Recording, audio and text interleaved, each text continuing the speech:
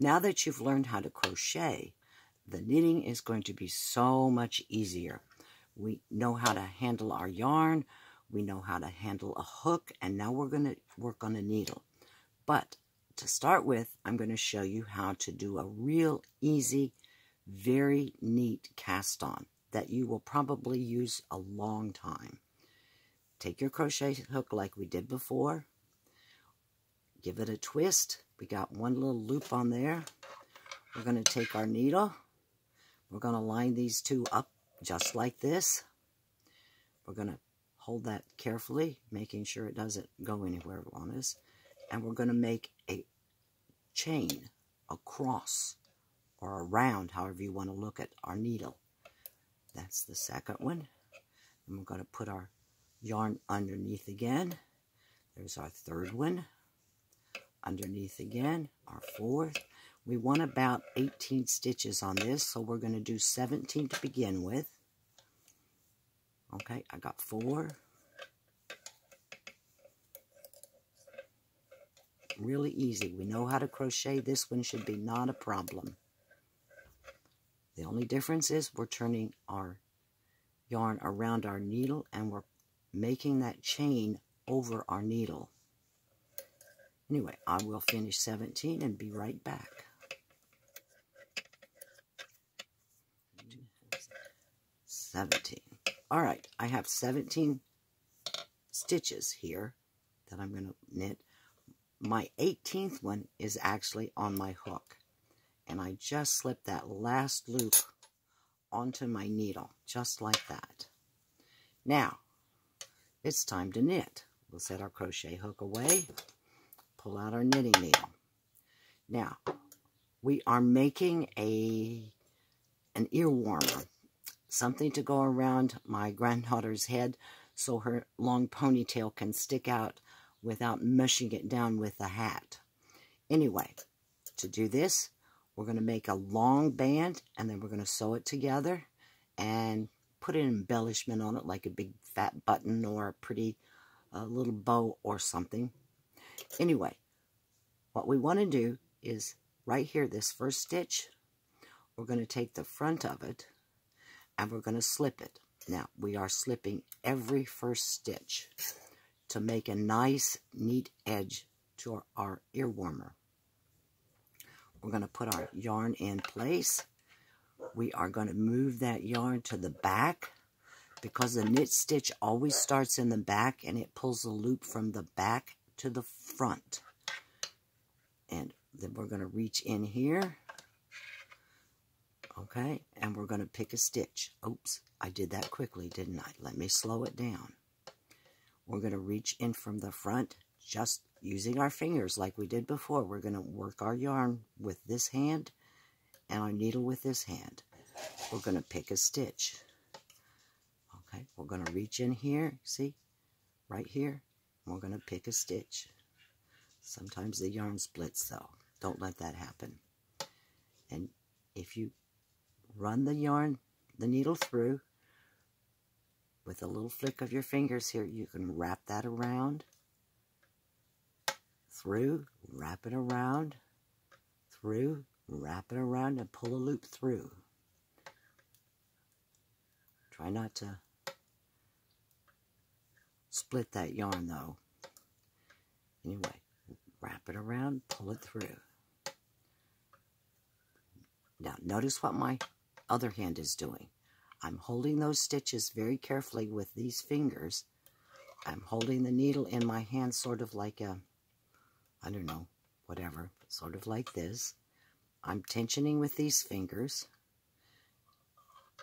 and it just goes easy.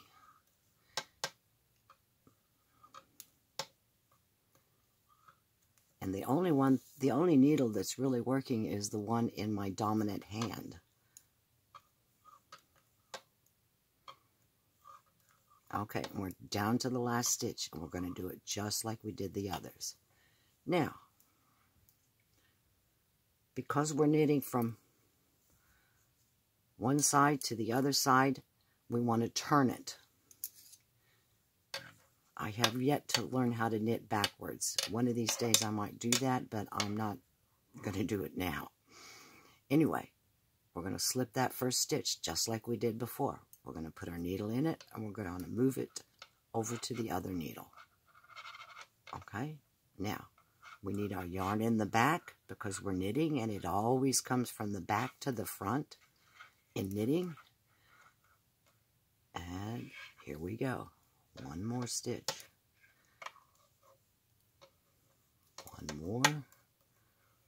more. By the time you finish this hat, you will probably have hundreds and hundreds of knit stitches, and we'll probably get the hang of it. Because my needle here is picking the stitch, I don't have to have really tight tension on it, which is easier on your hands. Just in and pick that stitch. In and pick that stitch. It almost automatically, because I'm keeping my needles at right angles here, my yarn just about flows onto the tip of this needle, and then ducks in and pulls the loop through. Now, we're back to here. Turn it, slipping the first stitch. Don't knit that first stitch. Leave your yarn in front. Okay. Move it to the back. Tighten that first stitch. Make sure it's not too loose. And here we go again.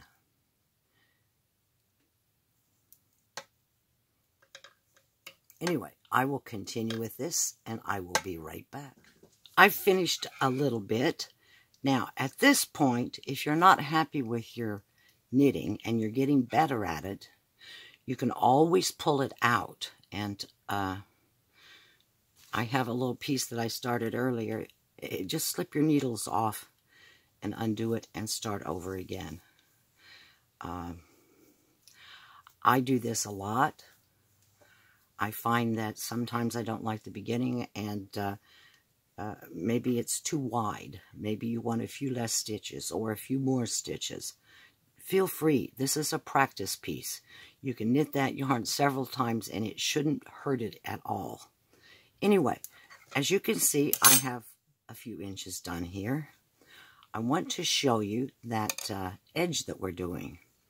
See the nice, neat edge? Okay. It is a stitch that is twisted. And by doing it the way I showed you, it will end up with a twisted stitch. And when this stretches, it will look like that. And that's what we want it to look like on our head. So when we measure this, we probably want it to be about 20 inches long when it's stretched like this. 20, 21, it depends on your head size. Maybe even a little bit more because it's not going directly around our head. So as you're knitting, just pick it up and put it around your head and see when it's comfortable. I'm not knitting this for myself, but somebody else, so I will probably aim for about 20 inches when I stretch it out a little bit so that it's about 20 inches long. Anyway, I will continue on this, and let's get another lesson. Okay, yarn in front. We're going to slip the first stitch. Then we're going to pick our yarn up and snug that stitch up so it's not real loose. Then we're going to put the yarn to the back, reach in from the front, going to the back, pick up a loop and pull it through. Pick up a loop and pull it through. Pick up a loop and pull it through. And continue on. Now, I have no idea how many rows this will take. It's going to take a few to get this to be about 20 inches long. But I'll continue with mine, and I'll be right back. I have finished knitting my ear warmer. And as you can see, I started at the other end. It's only about 16 inches long because the garter stitch is really stretchy. And I don't want to make it too big or it won't stay on my head. Well, not my head, but whoever gets this. So what we need to do now is to take our stitches off of the knitting needle so we can finish it. Alright, now it's time to cast off our stitches so that this end looks like this end. And I'll show you how to do that.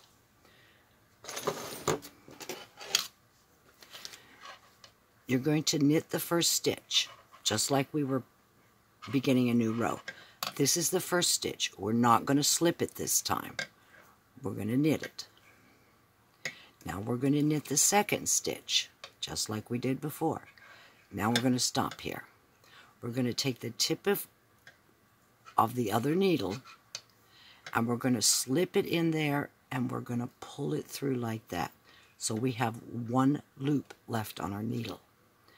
And we're going to knit the next stitch, and we're going to go to that stitch that we did before, and we're going to pick it up like this, and we're going to pull the current stitch through it. We're going to knit another stitch. We're going to reach in, and we're going to pick that stitch up and pull it over. Do this fairly loosely. Knit the stitch, pick a stitch over, sort of like crochet. We've only got one stitch on our needle here. I don't know how that one got twisted, but it did. We're going to pick the stitch up, knit the stitch, put our needle back through, and then we're going to pull that stitch through the other one.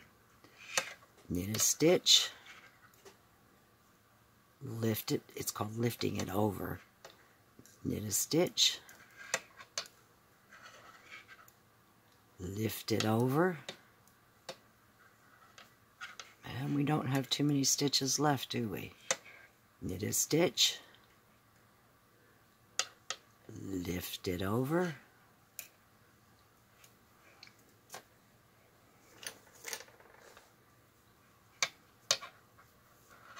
anyway, I'm going to continue this to the end. We only have 18 stitches to do anyway. Now, that's finished. We're going to sew the two ends together, and as you can see, here, let me pull that out a little bit. We need to give ourselves a little bit of room for finishing this off. We're going to sew it together. Set our yarn aside. And we're just going to pick a little loop through here to make sure that our last stitch doesn't go anywhere. And there we go. Now we've got two ends to sew together. And our headband's going to look like this. But remember, it doesn't look too big, but it is going to stretch, and it's going to stretch well. Now, let's go get us a needle, and we'll start sewing together. This is a needle my sister gave to me a few days ago, and it will work just fine for this. Just a big fat needle is all we need.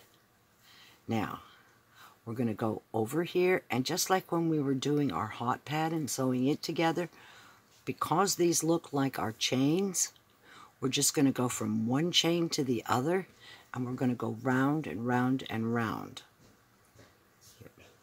Except on the first one, we want to make sure it's nice and tight, so we're going to go through there again.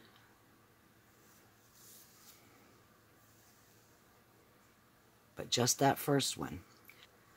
Okay, you can see your loops here. We already got the first one. We're going to go here, and we're going to get those two chains. Same thing as we had before. We've got chains here. They look like chains anyway. We're going to catch each and every one of them. We'll end up at the other end with one odd one because we're whipping them across.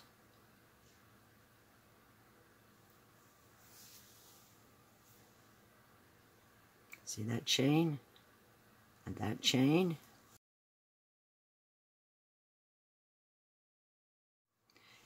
You can snug that up a little bit as you go.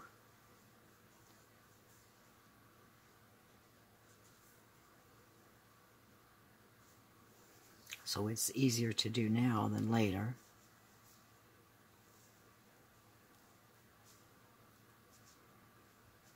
Now we're going to embellish this seam, so we want it kind of snug so that we can put a ribbon or a bow or something here. We want it kind of gathered. We're going to continue across, getting those chains.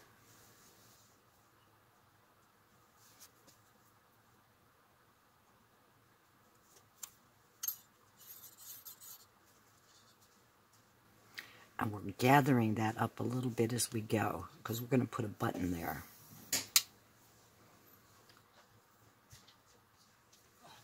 And you can see it's beginning to gather very nicely. Just a couple more here.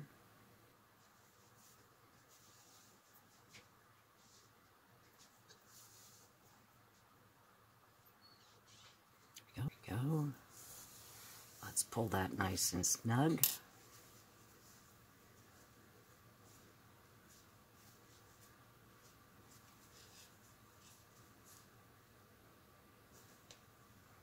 we go. We got a little gathering there. Now what we're going to do is we're going to anchor this off. Notice we still have a tail to weave in. We're just going to go through a couple of spots here.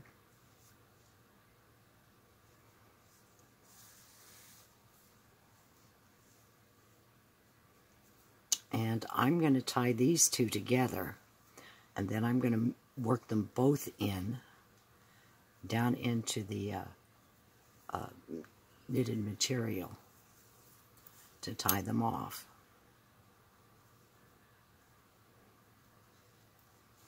Okay, let's work the first one in. We just want to hide that tail down a little ways into our knitted fabric.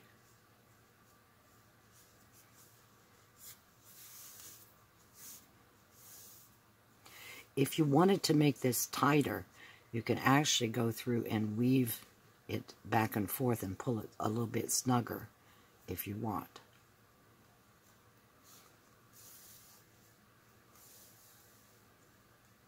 I want to go to about the middle because that's where I'm going to put my button, and I don't want these to get, if I can find my button. Where did I put my button? Anyway. There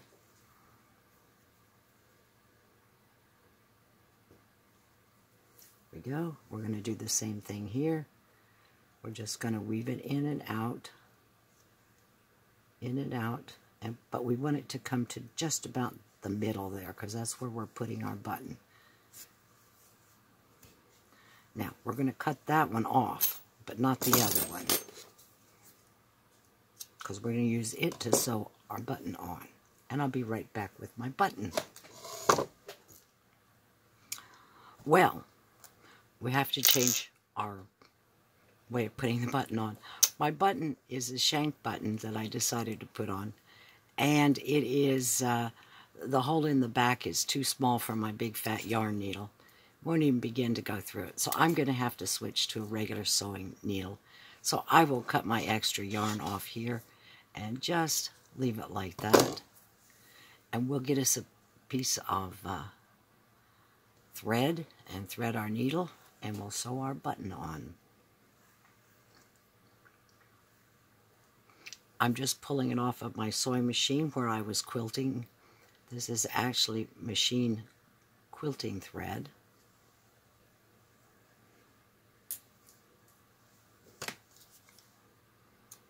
Ties a big fat knot. And we'll just sew our button right in the middle here. Find a spot here. We just want to kind of hide that seam. And we're just going to sew the button on. I think this is a button from probably last century. Probably almost 100-year-old button. I have a rather impressive button collection that I use all the time. I got it at a garage sale or an auction, I don't remember which. And somebody had saved buttons, and this probably came off of a coat from the 30s or 40s. that is 1930 or 1940. And it makes a very cute embellishment for this little set of ear warmers. It's gotten a little damaged here on the side, but we're going to ignore that. It's too pretty of a button to not use. Anyway, I think I got it on there.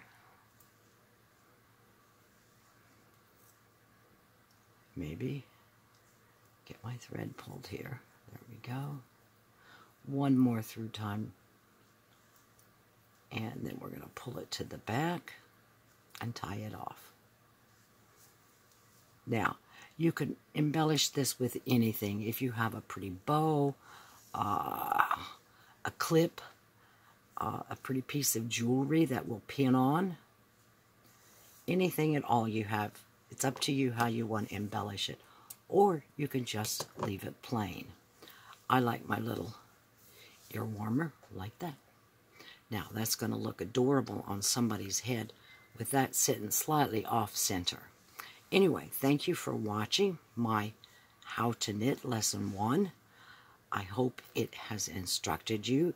I probably have not given you as many details as I could have, but I don't want to make it so complicated that you won't try this. Notice that my little edge that I put on here, when this is stretched, it looks almost like a lace edge because I slipped that first stitch on each one. And it'll go around somebody's head very nicely. Thank you very much. Like and subscribe.